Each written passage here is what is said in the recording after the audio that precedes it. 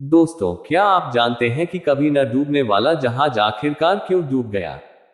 क्या वजह हो सकती है टाइटैनिक की पहली यात्रा में ही डूब जाने की? क्या आपने कभी सोचा है कि इसके पीछे लोगों की चाल भी हो सकती है?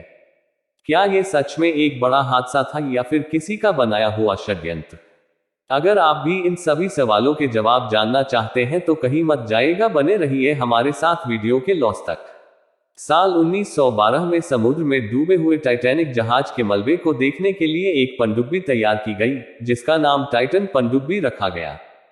टाइटैनिक के मलबे को देखने के लिए इस पनडुब्बी में 5 अरबपतियों को ले जाया गया था।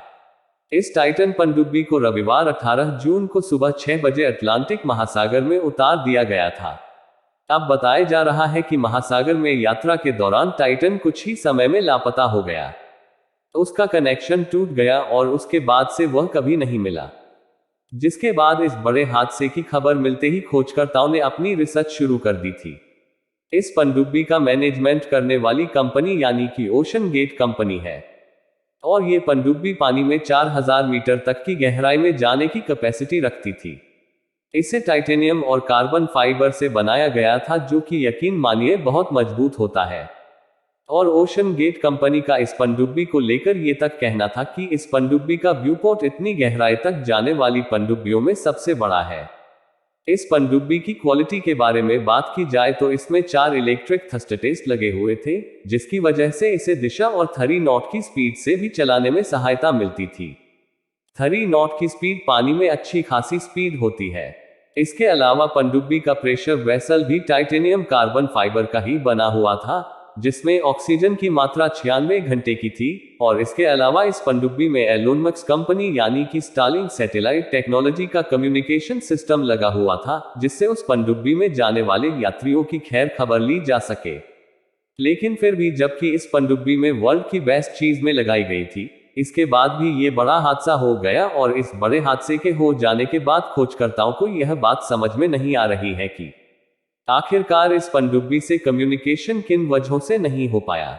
दोस्तों, टाइटैनिक जहाज के मलबे को ढूंढने की कई कोशिशों में ऐसी कई बड़ी बड़ी घटनाएं हुई हैं, लेकिन क्या कभी आपने सोचा है कि जिस जहाज के सिर्फ मलबे को ढूंढने के लिए कई बार कोशिशें की गई, आखिर वो जहाज कैसा रहा होगा? और ऐसा क्या हुआ जिसके बाद इस बड़े जहाज का नामो निशान देखने को नहीं मिला? चलिए हम इस टाइटैनिक जहाज के बारे में जानने की कोशिश करते हैं। दोस्तों, टाइटैनिक वो खास जहाज था जो अपने समय का एक खूबसूरत और सबसे बड़ा जहाज था। इस बड़े जहाज के साइज का अंदाजा तो आप इस बात से लगा सकते हैं कि इसमें 3 फुटबॉल के मैदान आसानी से समझ सकते थे। इतना ज्यादा बड़ा था। इस जहाज का पूरा नाम आरएमएस टाइटैनिक यानी कि रॉयल मेल शिप यानी आरएमएस था।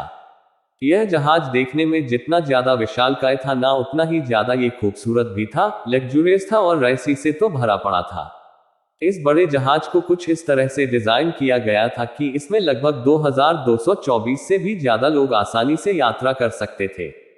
टाइटैनिक जहाज को देखने में ऐसा लगता था कि ये कोई जहाज नहीं बल्कि अटलांटिक ओशियन में बसा हुआ एक शहर है जो यहां से वहां मूव कर रहा है। दोस्तों, इस जहाज में कई सारी जबरदस्त खूबियां थी, लेकिन सबसे खास बात तो ये थी कि ये जहाज उस समय का सबसे तेज चलने वाला जहाज बनाया गया था। इसकी स्पीड के साथ तो कोई कॉम्प्रोमाइज करने को तैयार ही नहीं था, इवन वो भी जो कप्तानी से चला रहा था। यहां तक कि इसकी आवाज को 15 किलोमीटर दूर से ही सुना जा सकता था। इसको बनाने का काम व्हाइट स्टार लाइन कंपनी को सौंपा गया था, जो बड़े बड़े शिप बनाने वाली एक ब्रिटिश शिपिंग कंपनी थी। अब आपको बता दें कि इसको बनाने के लिए पूरे 3000 वर्कर्स की टीम का यूज किया गया था। दरअसल ये जहाज इतना बड़ा था कि इसका ढांचा बनाना वाकई में कोई हंसी खेल नहीं था। काफी होशियारी के साथ में काम करते हुए भी आखिरकार इस टाइटैनिक जहाज को बनाने में लगभग 9 वर्कर्स ने तो अपनी जान गंवाही दी थी। साथ ही साथ 40 वर्कर्स बहुत बुरी तरह से घायल हो गए थे।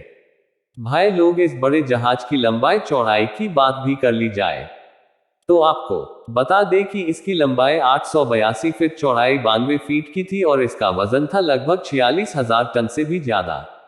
अब दोस्तों, मैं आपको बता दें कि जब इस जहाज को तैयार किया जा रहा था तो इसको बनाने वाली व्हाइट स्टार लाइन कंपनी का ये कहना था कि ये वो जहाज है दुनिया का जो कभी भी पानी में नहीं डूबने वाला है। यानी कि इसको बनाने वाले ने कहा था कि टाइटैनिक कभी नहीं डूबेगा। इनके इसी हौसले ने सभी को इतिहास की तरफ अट्रैक्ट कर दिया कि आखिरकार ऐसा जहाज कैसे बनाया जा सकता है जो कभी ना डूबे।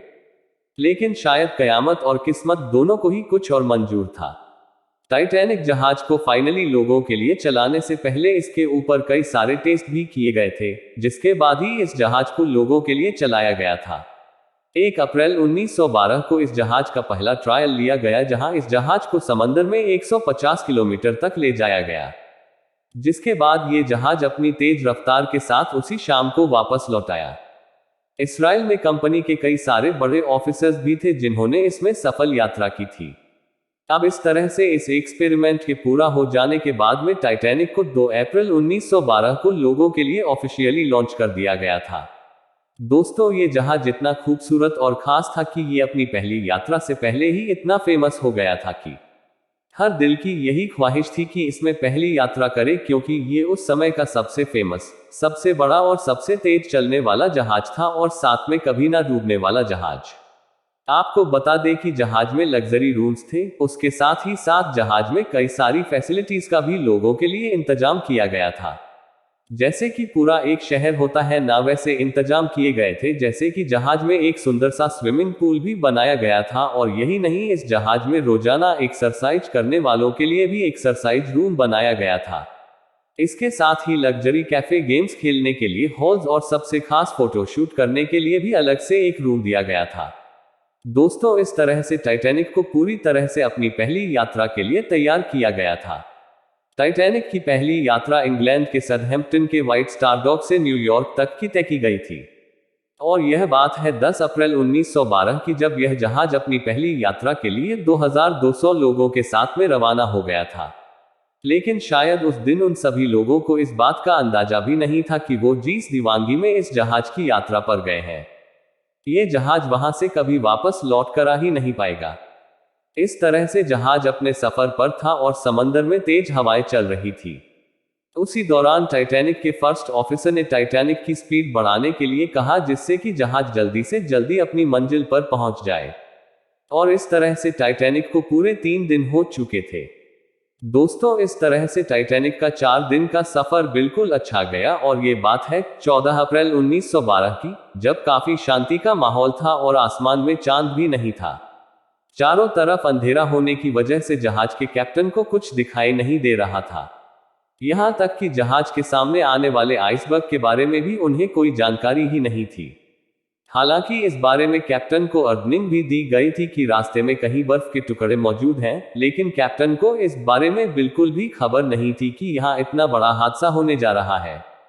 दोस्तों, समय हो रहा था रात के 11:40। उस समय पर टाइटैनिक के अफसरों को एक कॉल आया और उन्हें कहा गया कि जहाज के सामने एक बड़ा आइसबर्ग है, जिसके बाद उसने फौरन ही ये बात कैप्टन को बताई। लेकिन अफसोस, यह बात तब पता चली जब जहाज को आइसबर्ग से टकराने में मात्र 35 सेकंड रह गए थे। उसके बाद कई कोशिशें करने के बाद भी इसे बचाया न जा सका, और इस तरह से कभी न डूबने वाला जहाज पूरी तरह से पानी में डूब गया। दोस्तों, इस गजब के जहाज का डूब जाना एक अचंभा सा हो गया था, जिसके बाद हर साल इस जहाज के डूबने के कई खुलासे बताए गए, जिनमें से पहले नंबर पर है मम्मी का श्राप।